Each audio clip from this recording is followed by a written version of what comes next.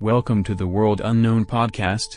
Subscribe and like the video now to keep away your creepy neighbor. Warning: this podcast may not be suitable for all audiences, especially you, Sam. Viewer discretion is advised. I never liked Rustic Gables skilled nursing facility. Years ago, I worked as an EMT for MediTrans Ambulance Service. We did inter-facility transports, mostly dialysis runs and hospital discharges, so I spent a lot of time around crappy nursing homes. But even with my bar set as low as it was, Rustic Gables SNIFF still managed to underwhelm. The 4-story building itself put off an air of hostility.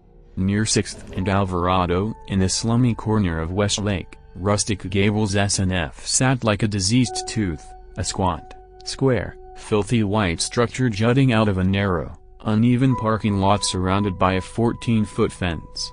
Inside, Rustic Gables was, well, exactly how you'd expect.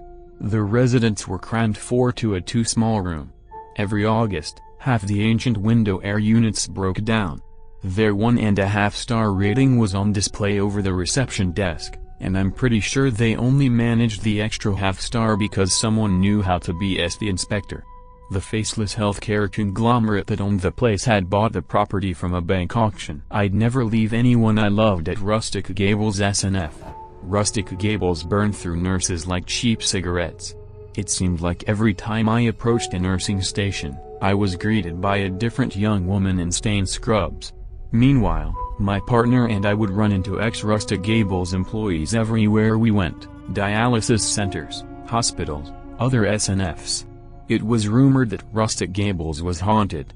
Stories were told of eerie voices behind patients' closed doors, of strangers seen wandering the halls, of objects moving by themselves, and of staff members somehow teleporting themselves all over the facility without realizing it. I heard more than one tale in which the teller swore they'd seen a nurse walk into a patient's room, fail to reappear, then be found on the next floor up, swearing she hadn't been near the patient's room in hours. Once, a patient had been killed when a nurse gave her a second dose of metoprolol, sending her into hypovolemic shock. The guilty nurse swore that she'd spoken to the medical director, in person, and that he'd given her orders for the extra dose. That was obviously bullshit. The medical director had been in his office, miles away, with multiple witnesses. But the nurse was insistent, even after she'd pled guilty to avoid jail time. I highly doubted that incident was the work of ghosts. A hangover was a more likely culprit. But even the most skeptical of the ex-nurses agreed they'd gotten a bad vibe working at Rustic Gables, especially at night. In early 2010, my wife Lily told me she'd gotten a job at Rustic Gables SNF. I warned her that everybody who worked there hated the place, and offered to continue paying the lion's share of our bills until she could find other employment.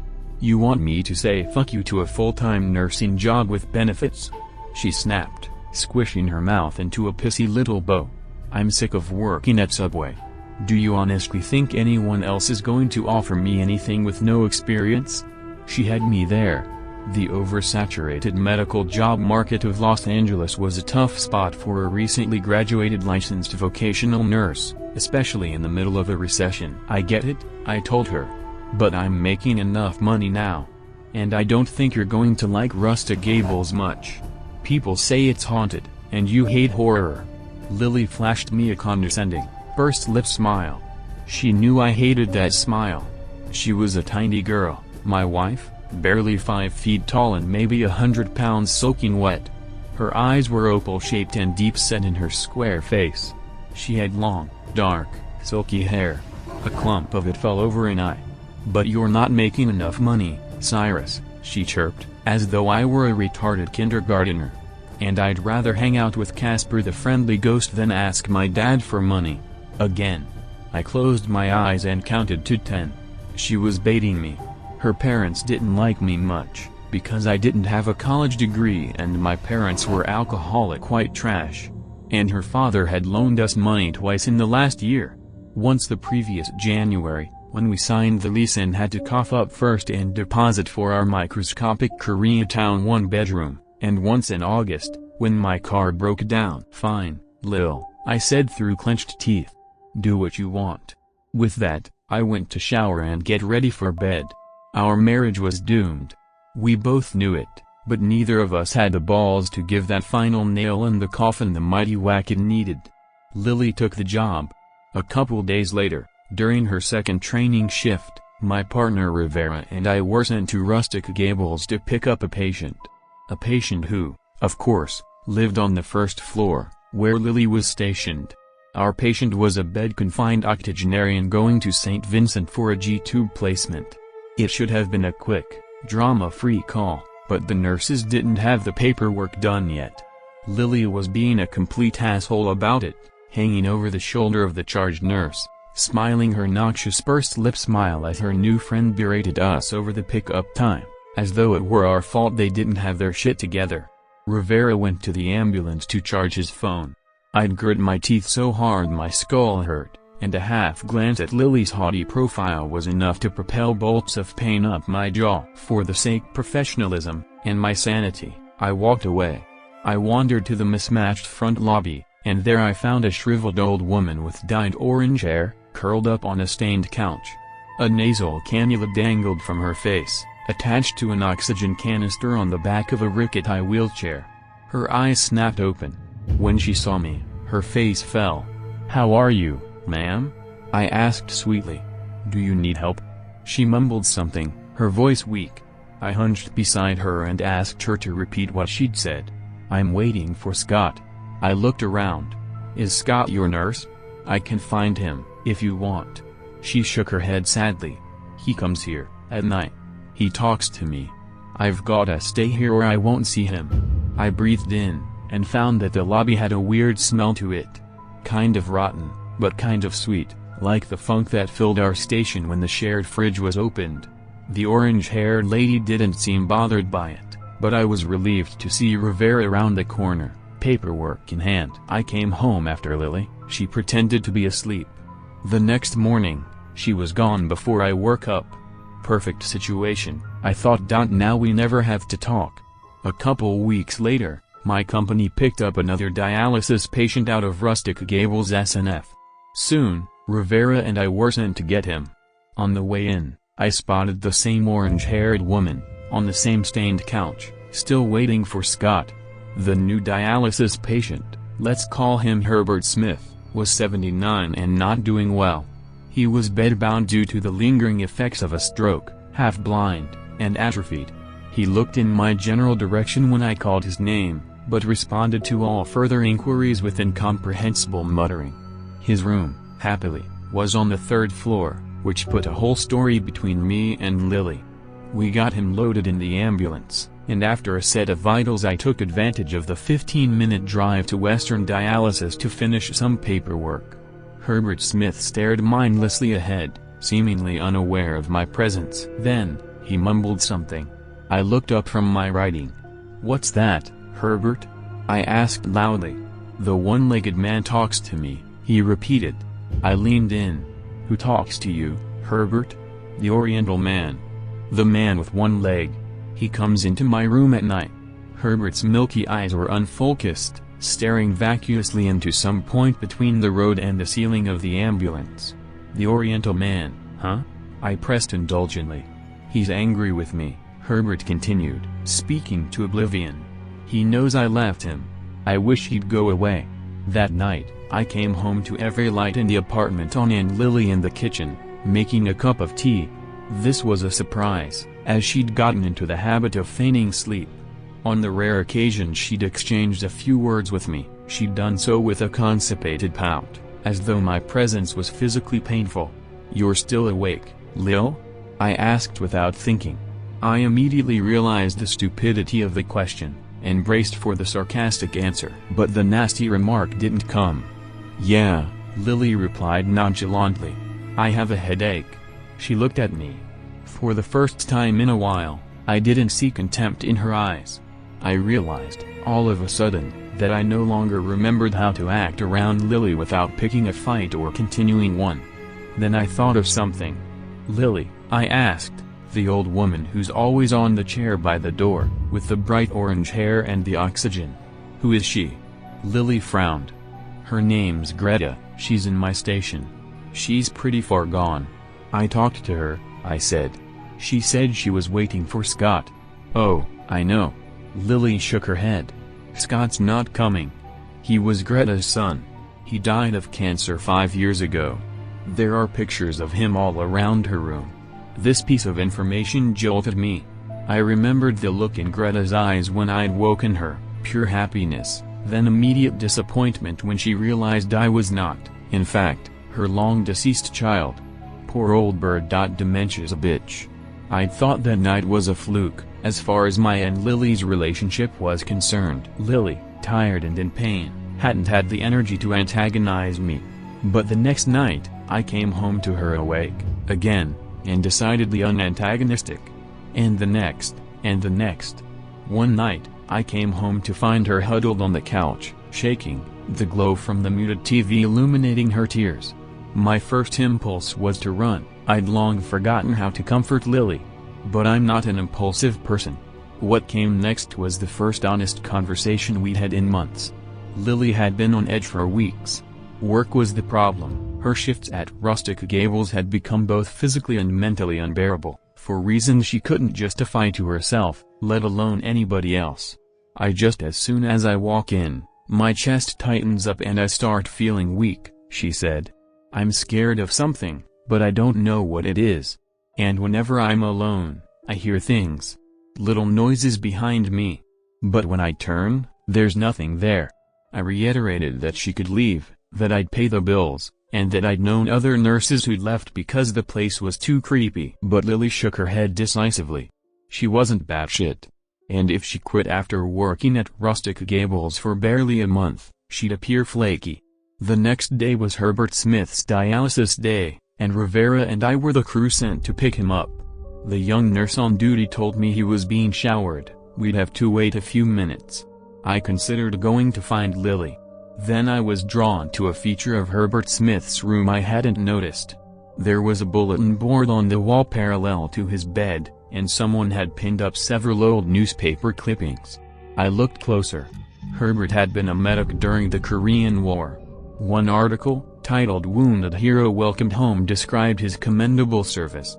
He'd found a young soldier with a chest wound lying on a path. All of a sudden, bullets started flying around them.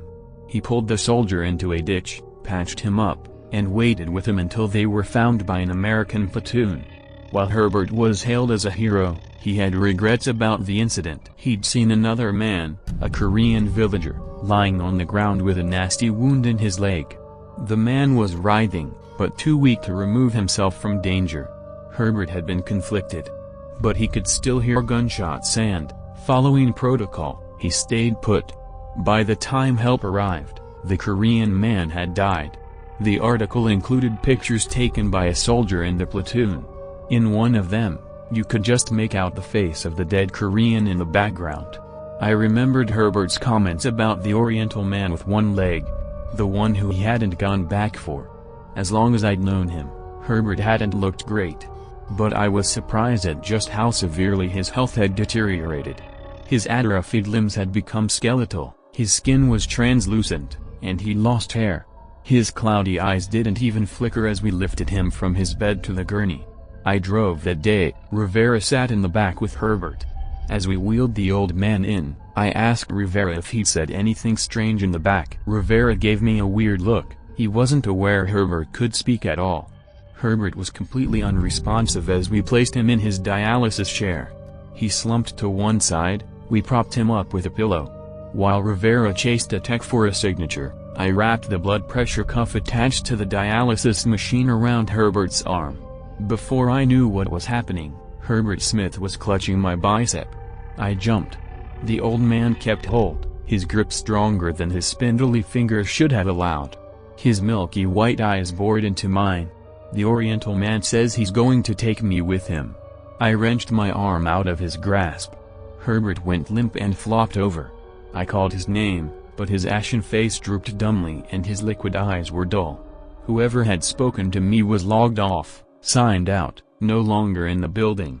45 minutes into dialysis, Herbert violently tore the blood-filled tubes from his arm. The staff attempted to stop the bleeding, but he fought them off with an alarming level of ferocity. It was said that Herbert Smith never looked so peaceful as he had while being carried out by paramedics, already into irreversible shock. He died before they made it to the hospital. I remained ignorant as this was going on. Rivera and I ran a few more calls. I drove in and out of hospital parking lots, pondering Herbert's Korean ghost. Later, at around 6, I received a text from Lily. That was hot smile. It was a weird thing to say. I assumed she meant our conversation the night before, responded with a single smiley face, and thought about it all afternoon. For months, I'd wanted Lily gone. I'd fantasized about coming home and discovering she'd moved out. But, when I read that text, I felt a little twinge of the ecstasy she'd inspired in me when we were 18 and obsessed with each other. As soon as I walked into our apartment, Lily jumped me. Wordlessly, passionately, we made love on the couch. Her perfume, her red lipstick, her hair tickling my skin was intoxicating. It was instinctive, animalistic. When we finished, we lay entangled on the couch, strands of her hair still in my mouth. That was amazing, I muttered to her. I'm so glad we did that. You started it, she teased, running her hand across my chest. That was a pretty hot kiss. The charge nurse was pissed, but it was worth it. What's the charge nurse got to do with anything? I asked innocently. Lily pulled away. She sat up. You came to see me at Rustic Gables. You kissed me. Right in front of the other nurses. I went cold. Lily, I said, I didn't do that. I was at Rustic Gables in the morning, to pick up Mr. Smith, but I didn't see you at all. I didn't kiss you. She forced a laugh. Sigh, stop fucking joking. Unless you've got a twin I don't know about, you kissed me today. The other nurses all saw. I don't know what to tell you, Lil, I said. I was on the 3rd floor for, like, 15 minutes, then in the ambulance the rest of the day. Lily glared. Shoving me out of the way, she grabbed her clothes and stood up. Fuck you, Cyrus. You're a fucking liar. With that, she stomped to our bedroom and slammed the door. In the morning, she was gone before I woke up. The whole thing bothered me. Apparently, Lily had been passionately kissed in front of her co-workers by a guy who looked just like me. I'd long suspected she had undiagnosed bipolar disorder, but I might have been wrong. Maybe undiagnosed schizophrenia. 2 days later, Rivera and I were sent for Herbert Smith. The nurse at Rustic Gables told us he was dead. Rivera went to call dispatch and tell them that, in fact, our services were not needed. I waited with the gurney in the front lobby. Orange-haired Greta was curled up on the couch, presumably still waiting for Scott. Poor lady. I tried to catch her eye, but she was oblivious to my presence. Then I saw tears running down her face. I would have gone to talk to her if a hand hadn't jerked my arm. I whirled around, and found myself face to face with Lily. Her eyes were puffy and bloodshot. She was pissed. There you are, she snapped. What the fuck, Cyrus? You're messing with me now? Lily, what are you talking about? I heard you calling my name, she said, unable to control the tremble in her voice. Down the hall. In that fucking creepy voice. Where were you hiding? Under a bed or something? Lily, I didn't do that. I've been here. It was your voice. Lily insisted. Saying, Lily, come to me. I was handing out meds, and I heard you. I'm so sick of your fucking jokes. Lily, I started. Fuck you, Cyrus. I want a divorce. With that, she stomped back to the nurse's station. I didn't go after her. I stood there, useless, fuming. All the anger and resentment I'd been nursing for months, the frustration of never, ever being good enough for Lily swirled around me like a tornado. I wanted her dead. I wanted to wrap my fingers around her neck and stare into her protruding eyes until they glazed over. If Rivera hadn't come to tell me that we had another call, I'm not sure what I would have done. We spent the rest of the night with one of the respiratory therapists, wedging a 400-pound, ventilator-dependent vegetable onto our gurney and driving him to a crappy post-acute in Sylmar. As we drove back to the station, I saw I had missed 2 calls from Lily, and that she'd left me a voice message. I ignored it. Even thinking about her jacked my blood pressure.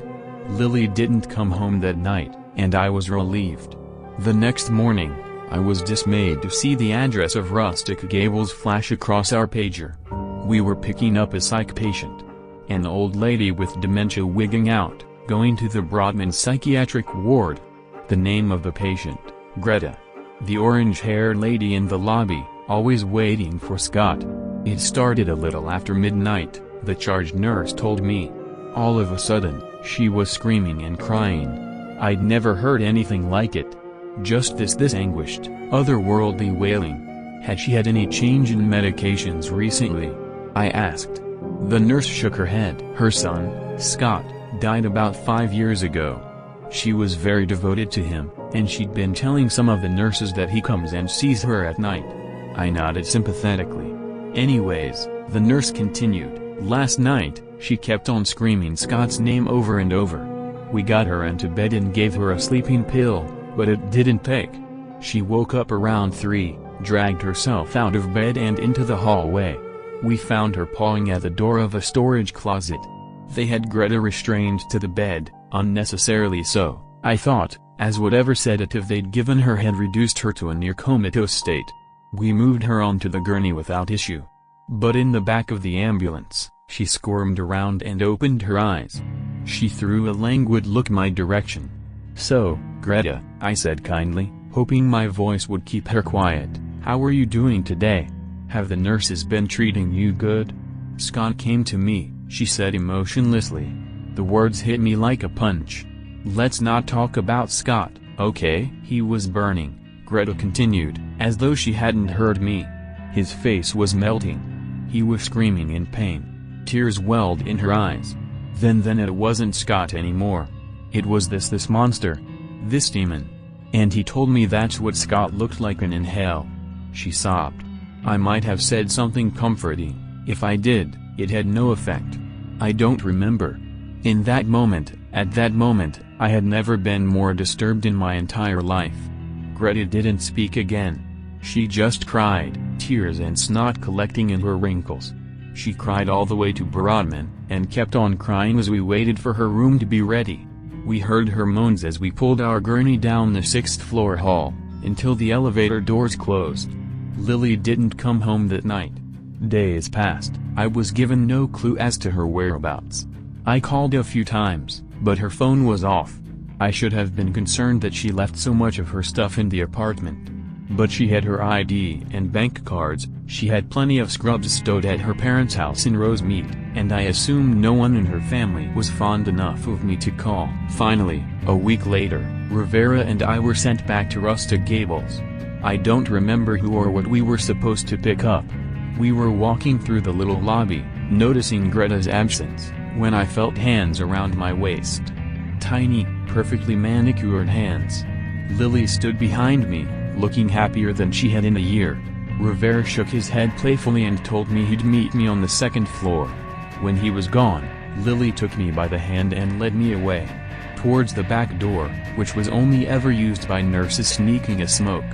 Down a narrow hallway I'd never noticed, which extended to the left of the back door and dead-ended. Lil, I said, where have you been? I was starting to get worried. She stopped pulling and turned around, holding me close. She wrapped her arms around my neck, stood on her tiptoes, and kissed me passionately. I've been with a friend, she murmured into my ear. I miss you, Cyrus. She kissed me again, then pulled away and resumed tugging my hand with surprising strength. She stopped in front of a nondescript little closet, across from the janitor's storage. Make love to me, Cyrus, she breathed, her voice thick and sultry. I know a special place. She reached for the doorknob.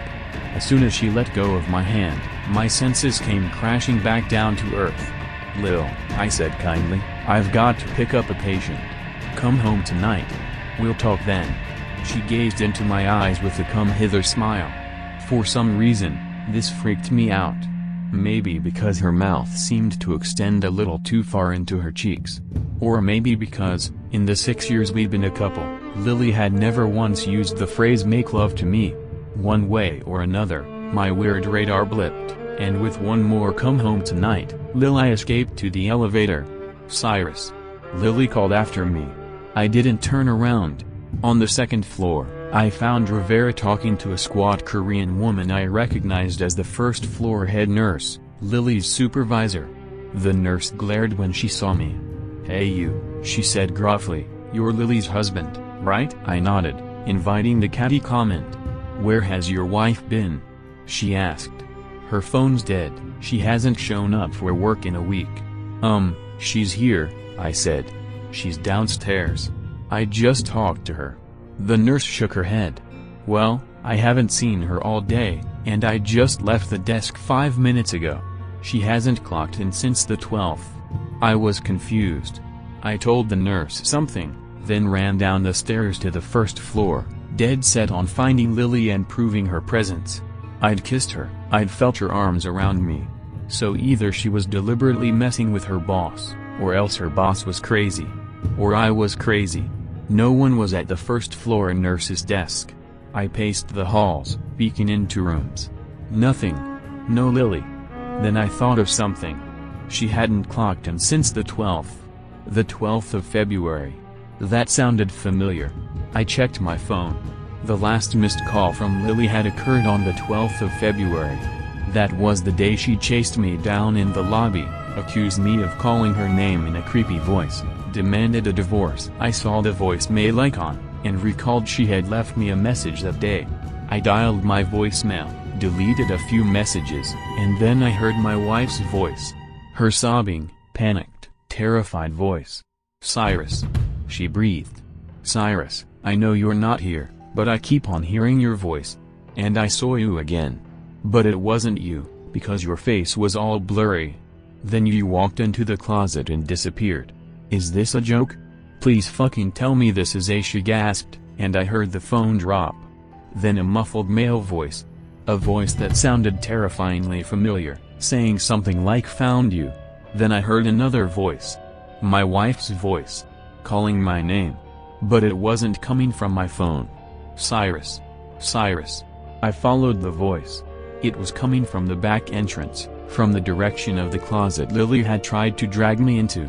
As I approached, I remembered what I'd been told about old Greta. She'd freaked out, and they'd found her pawing at a closet door. Had it been this door? I turned the knob. I flicked on the light switch.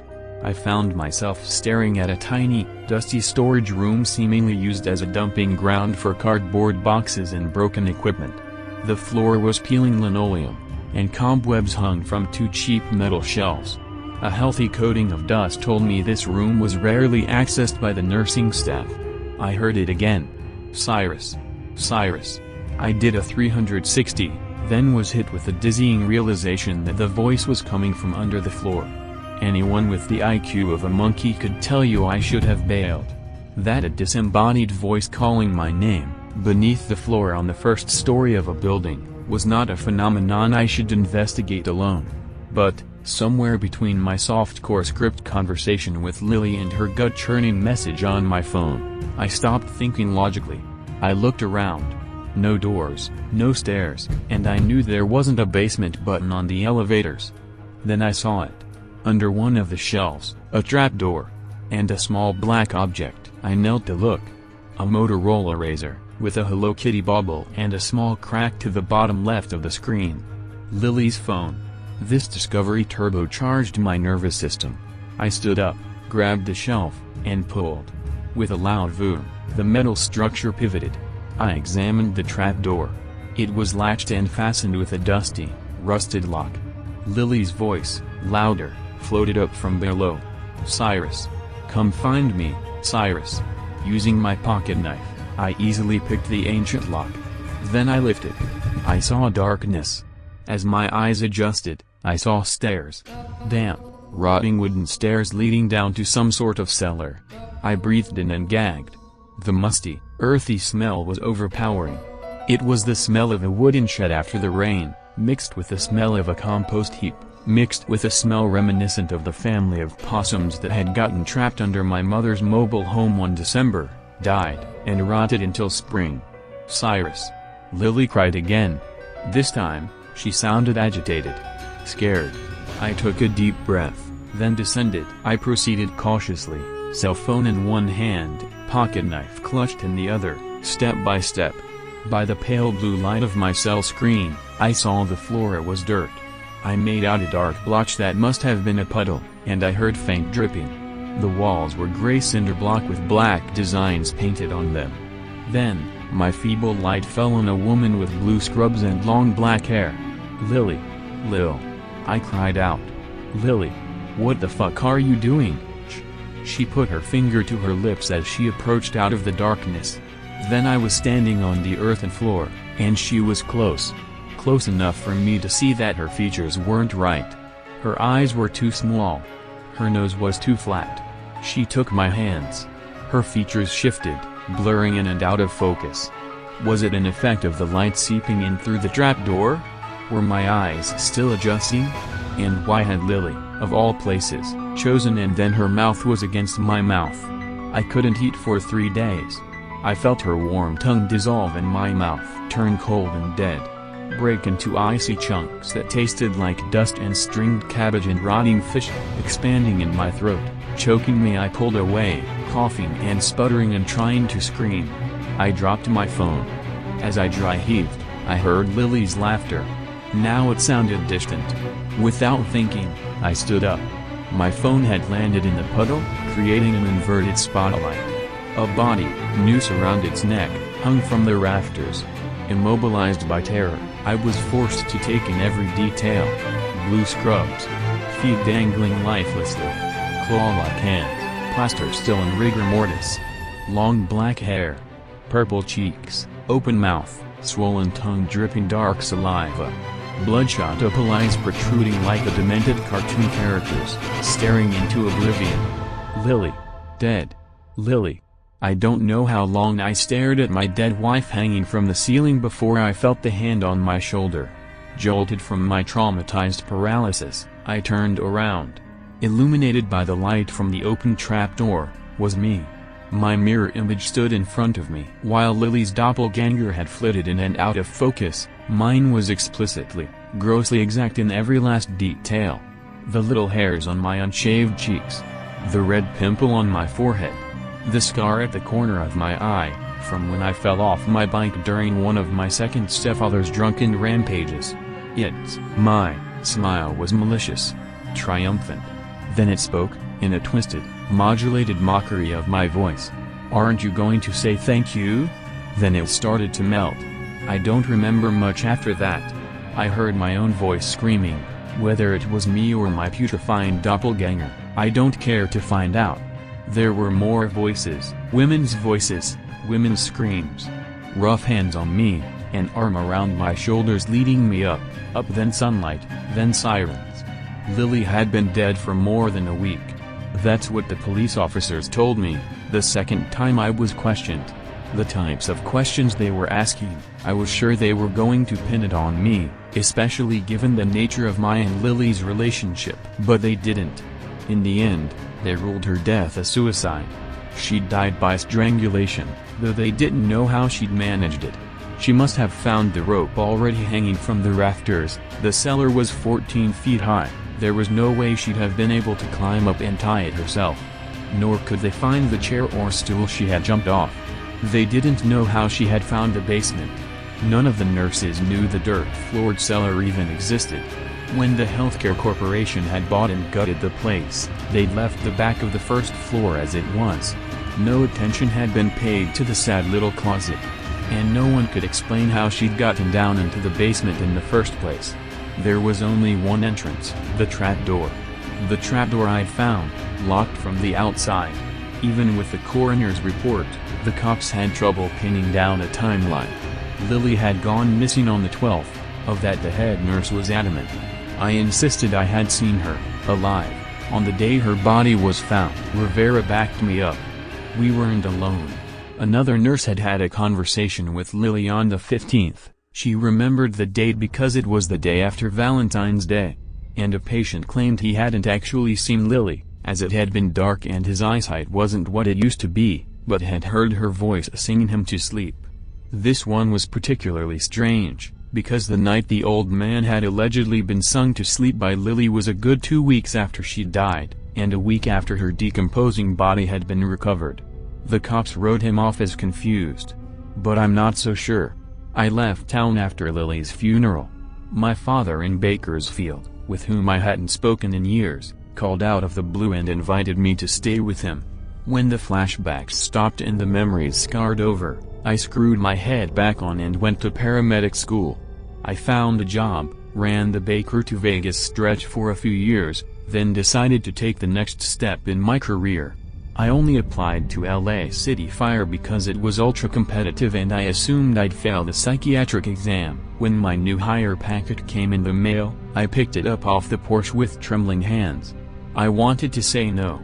But LA City was the job a million guys would kill for, and my dad told me he'd knock me out, throw me in the back of his truck, and leave me on the station steps if he had to. I moved back to Los Angeles in March of this year. I didn't know anyone, I'd lost touch with all my old friends but Rivera, and Rivera was in New Jersey, burning through his 4th year of medical school. My new partner was a cool guy. He invited me to a barbecue at his church, promising there'd be a lot of people our age. There wasn't, but I did meet my new partner's uncle Raul, a retired LAPD officer. We talked, and I learned he'd been one of the cops who'd investigated Lily's death. He was cool about it. I was never a suspect, he assured me. Suicide was the only logical conclusion. Logical conclusion, he said sarcastically. Then, he asked me what I knew about supernatural phenomena. I forced a laugh. He didn't. He asked if I'd seen the cinder block walls of the basement, the underground room where Lily was found dead. There had been little black designs, I recalled. They were faces, he told me. Faces all over the basement walls. Some were recognizable, Rustic Gables employees, patients, visitors. Some were the faces of people whose pictures were displayed by the patients. Family members, dead friends, celebrities, even the Pope. There were hundreds of them. And the strangest part was, they couldn't figure out how the faces had gotten there. Samples were tested, no trace of paint or dye was found. Nothing could wash them away and, in the spots chipped for samples, the faces were redrawn in full within hours. My face was there. So was Lily's. And on his 3rd trip down, Raul found his face. The owners of Rustic Gables made the unanimous decision to sell the property. When no one bought it, they abandoned it, shipping their 168 residents off to other facilities. Apparently, they'd had more trouble with the place in the 3 years since remodeling than it was worth. There had been 9 suicides in that time, 4 patients, 5 staff members. Other mysterious deaths, 2.1 I'd heard about. The woman given an extra dosage of metoprolol because the medical director told her nurse to do so. Another time, a physical therapist found a blind, non-ambulatory patient locked in the staff bathroom, dead, with a pair of bandage shears sticking out of his chest. And then, there was the building's history. It had once been Section 8 housing. Raul had been called there many times when he was a cop, and always got a weird vibe from the place. Other cops insisted the place was haunted. In 2001, the building nearly burned down. Arson. A 12-year-old boy locked his mother in her bedroom, set the couch on fire, then jumped out a 4th-floor window. 7 people died, including an LAPD officer. Prior to that incident, the kid had been acting bizarrely, claiming to see the ghost of his father, who'd been murdered years before. Raul and I parted ways. I drove home. I thought about orange-haired Greta, and I thought about Herbert Smith. She saw her dead son, he saw the man he regretted leaving behind. And Lily and I saw each other. Happier, lustier versions of each other, versions still in love. The next day, I did some research on doppelgangers.